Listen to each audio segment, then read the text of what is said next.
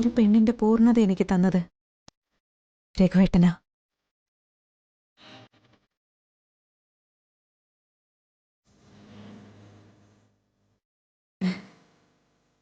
രഘുവേട്ടനെ പോലെ കുറച്ച് ആണുങ്ങളുണ്ടെങ്കിൽ സ്ത്രീകൾ അടിമകളാവില്ല.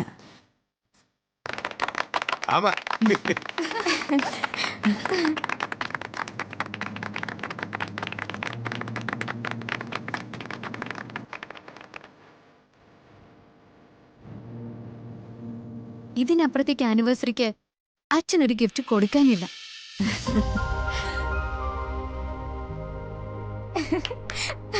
ഇനി മിസ്റ്റർ രഘു, ഈ നിൽക്കുന്ന സുജാതയെ കുറിച്ച് താങ്കൾക്ക് എന്താ പറയാനുള്ളത്? എന്നെ സംബന്ധിച്ച് പറയുകയാണെങ്കിൽ ആണുങ്ങൾ ഏറ്റവും ആശങ്കയോടെ നിൽക്കുന്ന രണ്ട് മുഹൂർത്തങ്ങളുണ്ട്.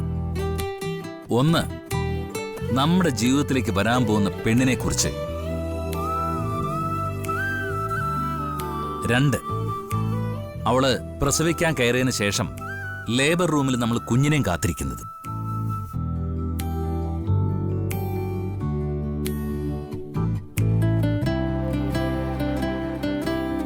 സുജാത പറഞ്ഞല്ലോ, സുജാത ഞാൻ മുന്നിൽ നിർത്തിയെന്ന്. ഒരു പരിധിവരെ അത് സത്യമാണ്. അതിന് കാരണം അയാളുടെ കഴിവുകൾ ഞാൻ മനസ്സിലാക്കിയതുകൊണ്ടാണ്. നമുക്ക് മുരടനാവാം, അഹങ്കാരിയാവാം, ധിക്കാരിയാവാം. പക്ഷേ അതൊക്കെ മാറ്റിവെച്ചിട്ട് ഒരു പച്ച മനുഷ്യനായിട്ട് നമ്മൾ വിവാഹം കഴിക്കുന്നവരുടെ മുന്നിൽ നിന്നാ അവിടെ സ്നേഹത്തിന്റെ ഒരു ഒഴുക്കായിരിക്കും. എല്ലാവരും പറയുമല്ലോ, പട്ടാളക്കാരുടെ ജീവിതം അല്പം മുരടിച്ചതായിരിക്കുന്നു. പക്ഷേ എനിക്ക് അങ്ങനെ ഒരിക്കലും തോന്നിയിട്ടില്ല. മഹാലക്ഷ്മിയെ പോലൊരു പെണ്ണ് വരട്ടെ എന്നാണ് വിവാഹത്തിന് മുമ്പ് എല്ലാവരും നമുക്ക് വേണ്ടി ആശംസിക്കുക. എന്റെ ജീവിതത്തിൽ അത് ഫലിച്ചു. അതാണ് സുജാത.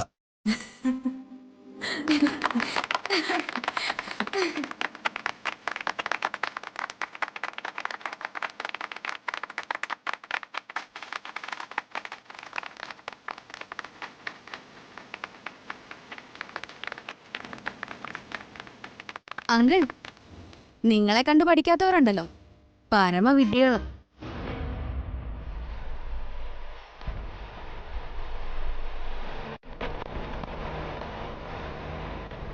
അപ്പോ ഇനി കേക്ക് കട്ടിങ് തുടങ്ങട്ടെ.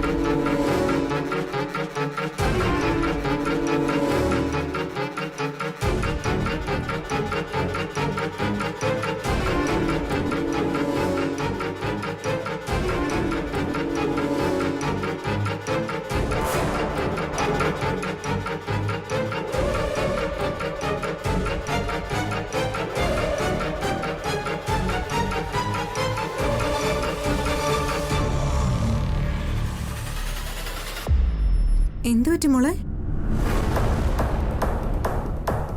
അതമ്മേ മേക്കപ്പിന്റെ അലർജിയാണെന്ന് തോന്നുന്നു. നിത്യ പറഞ്ഞായിരുന്നല്ലോ. ഞാനൊന്ന് മുഖം കഴുകിയിട്ട് വരാമേ.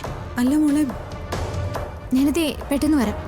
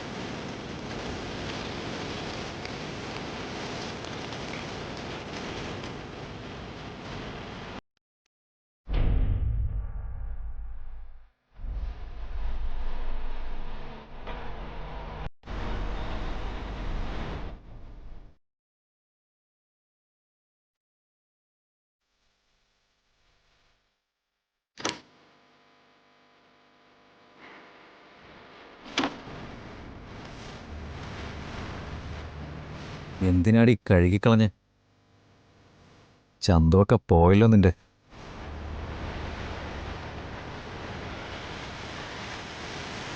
ഒരുങ്ങിക്കെട്ടി താഴെ ചെന്നിട്ട് നീ ഉദ്ദേശിച്ച ആളെ കണ്ടില്ലല്ലേ?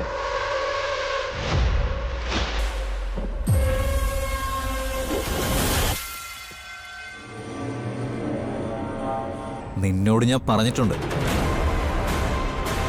ഞാൻ വരയ്ക്കുന്നൊരു വട്ടത്തിനപ്പുറം ഒരു കാലെടുത്ത് വെക്കാൻ നിനക്ക് അനുവാദമില്ലെന്ന്. താഴെ സ്ത്രീകളുടെ സ്വാതന്ത്ര്യത്തെക്കുറിച്ചൊക്കെ അച്ഛൻ പറയും, അമ്മ അതിന് തലയാട്ടും ചെയ്യും. പക്ഷേ എൻ്റെ മനസ്സിൽ പെണ്ണെന്നും അടിമയാടി. ചവിട്ടും തൊഴിയൊക്കെ വാങ്ങിച്ച് കരയുന്ന അടിമ. ഈ പെണ്ണടിമയാണെന്ന് പറയുന്ന സങ്കല്പല്ലേ, അതെവിടുന്ന് പൊട്ടിമുളച്ചതാണെന്ന് അറിയോ? അറിയാനും തലകുനിക്കാനും മാത്രം പെണ്ണ് തീരുമാനിച്ചതുകൊണ്ടാ. തുടങ്ങി വെച്ചതില് ഒരാള് തോന്നിവാസം പറയുന്ന ഒരാണിന്റെ കാരണം നോക്കി ഒന്ന് കൊടുത്തിരുന്നെങ്കില് അന്ന് മുതൽ ബാക്കിയുള്ള എല്ലാ സ്ത്രീകൾക്കും സ്വാതന്ത്ര്യം കിട്ടിയേനെ, അവരുടെ കൈയും പൊന്തിയേനെ. വല്ലാത്ത ആവേശമാണല്ലോ നിനക്ക്. നിനക്കെന്താടി എന്റെ നേരെ കൈ പൊങ്ങുന്നുണ്ടോ? എന്നെ തലണമെന്നുണ്ടോ? ഉണ്ടാടി. സഹിക്കാവുന്നതിന്റെ പരിധി കഴിഞ്ഞു. ഇനി എനിക്ക് ഇഷ്ടമില്ലാത്തത് പറഞ്ഞാല് ഞാൻ ചിലപ്പോ അത് ചെയ്തെന്നിരിക്കും. എന്താടി പറയേണ്ടത്? നിന്റെ ആ തന്തയെക്കുറിച്ചോ? അതോ നിന്റെ ആ ചെറിയച്ചനെയും കൂടെ വന്നിരിക്കുന്ന വൃത്തികെട്ടവന്മാരെ കുറിച്ചോ? അവന്മാര് ചിലപ്പോൾ ഈ ഫംഗ്ഷന് വന്നിരിക്കുന്ന എന്നെ അങ്ങ് ശരിയാക്കി കളയാന്ന് വിചാരിച്ചിരിക്കും. അങ്ങനെ എന്തെങ്കിലും അവരുടെ മനസ്സിലുണ്ടെങ്കിൽ നീ നോക്കിക്കോ, ഈ വീടിനകത്തെ ഇന്നവരുടെ ചോര വീഴും. കൊന്നുകളയും ഞാൻ.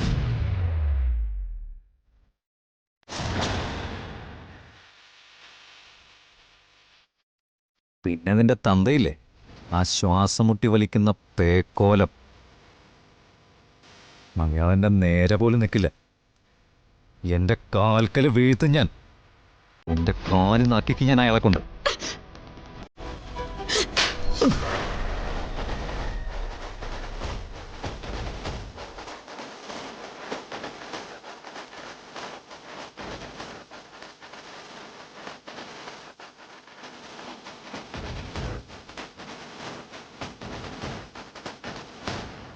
എന്റെ അച്ഛനെ കുറിച്ച് പറഞ്ഞ ഇതല്ല, നേരത്തെ പറഞ്ഞ ചോര വീഴ്ത്തലില്ലേ, അത് തന്റെ ചോരയായിരിക്കും. അത് ഞാൻ ഈ വീടിനകത്ത് വീഴ്ത്തും, കേട്ടടോ?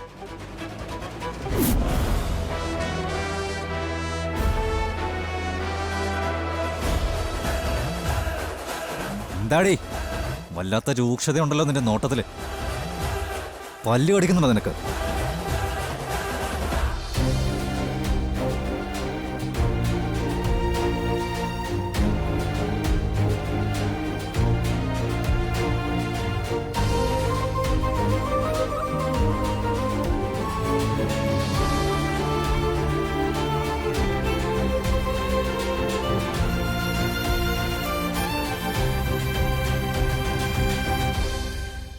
ഈ മേക്കപ്പ് സാധനങ്ങളിൽ നിങ്ങൾ എന്താ ചേർത്തിരിക്കുന്നേ?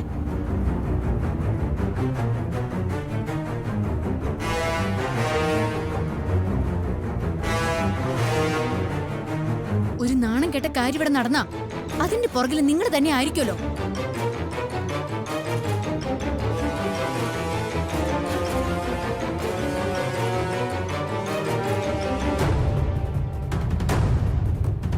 അതേടി, ഞാൻ തന്നെ അതൊക്കെ ചെയ്യുന്നത്. ഇതെങ്ങനെ അവസാനിക്കുമെന്ന് അറിയോ നിനക്ക്? ഒന്നുകിൽ ഞാൻ, അല്ലെങ്കിൽ നീ. രണ്ടിലൊരാൾ ചാവണം. ഒരു കാര്യം ഞാൻ പറയാം, ഞാൻ ചാവില്ല. നിങ്ങളെ പുലർത്തിന്റെ കൈ കൊണ്ട് ഞാൻ ചാവില്ല. എന്ന് വെച്ചാ നീ എന്നെ കൊല്ലുമല്ലേ? നിങ്ങളെ കൊല്ലാൻ ഒരു അവസരം കൊടുത്താ അത് ഏറ്റെടുക്കാൻ എത്ര പേരുണ്ടെന്നറിയോ? എത്ര പേരുടെ മനസ്സാ നിങ്ങൾ തകർത്തത്. നിങ്ങൾ ഒറ്റൊരുത്തൻ ഈ കുടുംബത്തിൽ ഇല്ലായിരുന്നുവെങ്കിൽ ലോകത്തെ ഏറ്റവും കൂടുതൽ സന്തോഷിക്കുന്ന ഒരു കുടുംബമായിട്ട് ഇത് മാറിയണേ. നാശോ നിങ്ങള്.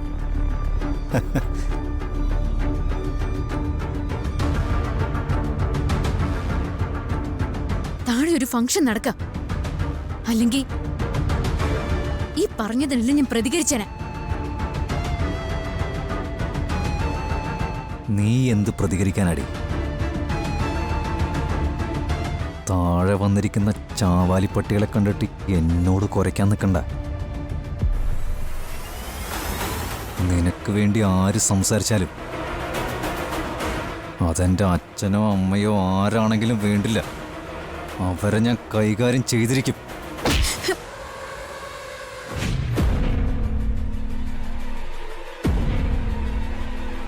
എനിക്ക് കൈ എത്തില്ല എന്ന് കരുതരുത്.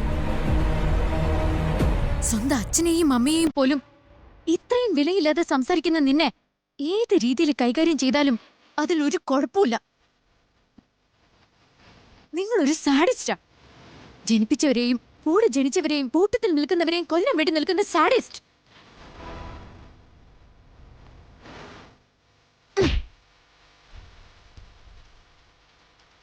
വിവാഹം കഴിക്കുന്ന ഭർത്താവിന്റെ കാല് തൊട്ട് വന്ദിച്ചുകൊണ്ട് ദിവസം ആരംഭിക്കണമെന്ന് പഠിച്ച പെണ്ണാ ഞാൻ. ആ എന്റെ കൈ നിങ്ങളുടെ കോളറിൽ പിടിച്ചിട്ടുണ്ടെങ്കിൽ എന്നെ നിങ്ങൾ നരകത്തിലേക്ക് തള്ളിയിട്ടതുകൊണ്ടാ. മറക്കണ്ട.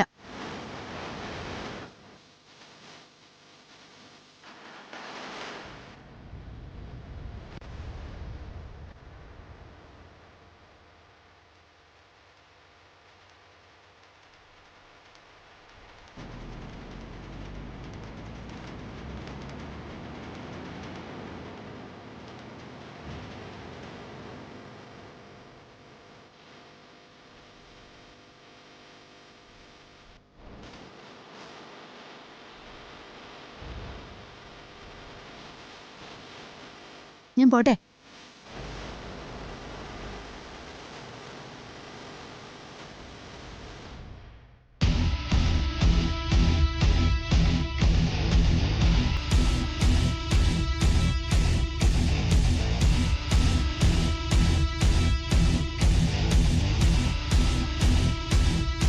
നിന്നെ നരകത്തിലേക്ക് തള്ളിവിട്ടപ്പോ നീ എന്റെ കോളറെ പിടിച്ചു. ഞാൻ നിന്നെ സ്വർഗം കാണിക്കട്ടെ.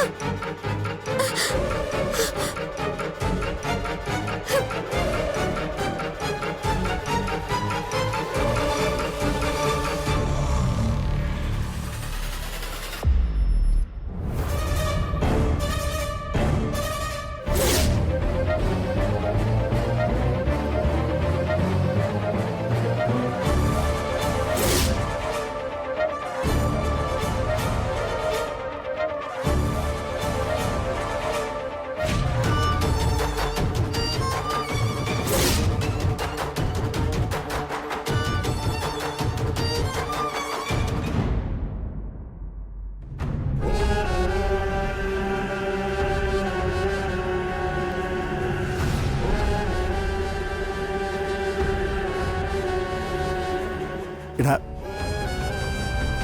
ആരും ഇതുവരെ പുറത്തോട്ട് വന്നില്ലല്ലോ. വാതിൽ മുട്ടി ചോദിച്ചാൽ ചിലപ്പോൾ അവർക്ക് ഇഷ്ടപ്പെടില്ല. ആ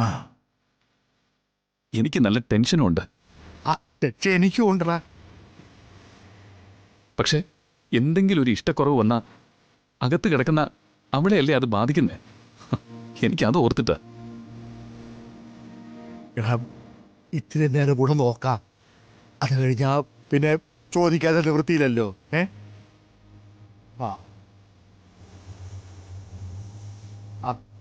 അല്ല ഹരി, ഒന്നുമില്ല.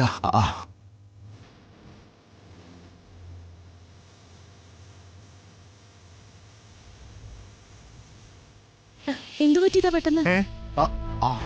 അല്ല, അവൾക്ക് പെട്ടെന്നൊരു വയറുവേദന വന്നു. ഞങ്ങൾ ഇങ്ങനെ കൊണ്ടുപോരുകയും ചെയ്തു.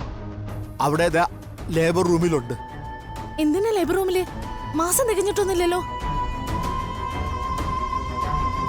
ഡോക്ടർ എന്താ പറഞ്ഞേ?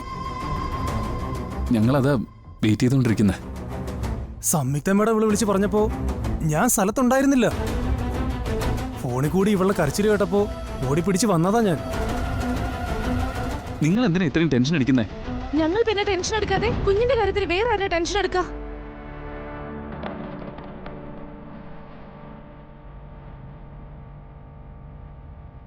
എന്റെ കർത്താവേ, കുഞ്ഞിന്റെ കാര്യത്തിൽ ഒരു കുഴപ്പം വരാതിരുന്നാ മതിയായിരുന്നു.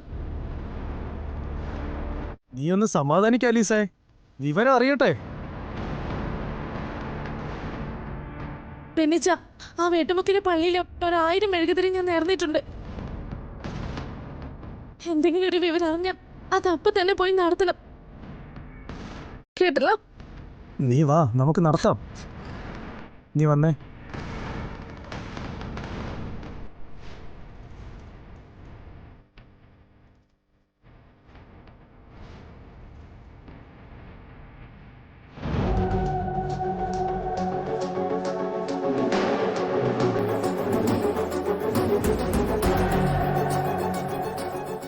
അല്ല, ഈ മാസം തികയാണ്ട് പ്രസവിച്ചു കഴിഞ്ഞാൽ കുഞ്ഞിനെന്തേലും കുറവുണ്ടാവുമെന്ന് പറഞ്ഞു കേട്ടിട്ടുണ്ട്.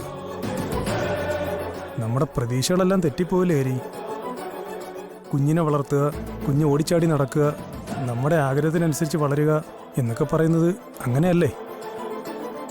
താനൊന്ന് സമാധാനിക്ക്. സത്യം പറഞ്ഞ ഒരു പരിചയത്തിന്റെ പേരിൽ നിങ്ങൾ ഇത്രയൊക്കെ വെപ്രാളം കാണിക്കുന്നത്. അല്ല ഹരി, ഞങ്ങള് വേണിക്ക് എങ്ങനെയുണ്ട്? പ്ലീസ് മിസ്റ്റർ ഹരി, ഹരി ഇതാ. ഞാനാ. ഫോൾസ് പെയിൻ ഒന്നും അല്ല, പ്രസവവേദന തന്നെയാ. എന്ന് പറഞ്ഞാൽ എങ്ങനെയാ? മാസം തികയണ്ടേ? നിങ്ങളൊന്നും മിണ്ടാതിരിക്കൂ. അലീസേ, മിണ്ടാരി. വയറ്റിന്ന് ഫ്ലൂയിഡ് ലോസ് ആകുന്നുണ്ട്. അത് കണ്ടിന്യൂ ചെയ്യുക എന്നാൽ ഒരു ക്രിട്ടിക്കൽ അവസ്ഥയിലേക്ക് പേഷ്യന്റിനെ കൊണ്ടുപോകുക എന്നുള്ളതാണ്. സോ സിസേറിയൻ ചിലപ്പോ. എന്റെ കർത്താവേ, കത്തിവെക്കാനോ? ഇവരെ അങ്ങോട്ടൊന്ന് മാറ്റി നിർത്തൂ. അലീസേ, നീ വന്നേ. ഡോക്ടറെ, തൽക്കാലം വേറെ നിർവാഹമില്ല, ഇതാണ് നല്ലത്. ഡോക്ടർ, ഞങ്ങളുടെ ടെൻഷൻ കൊണ്ടാ. ഈ കണ്ടീഷനിലൊരു സിസേറിയൻ ചെയ്യുമ്പോൾ എന്തെങ്കിലും ഇതൊക്കെ യൂഷ്വൽ ആടോ. അല്ല, വേറെ കുഴപ്പമൊന്നുമില്ലെങ്കിൽ ഡോക്ടർ എന്താന്ന് വെച്ചാ ചെയ്താട്ടെ. സിസ്റ്റർ വരും. ഹസ്ബൻഡ് ഒന്ന് ഒപ്പിട്ട് കൊടുക്കണം. ഓക്കെ, നല്ലതിന് വേണ്ടി പ്രാർത്ഥിക്കാം. ഓ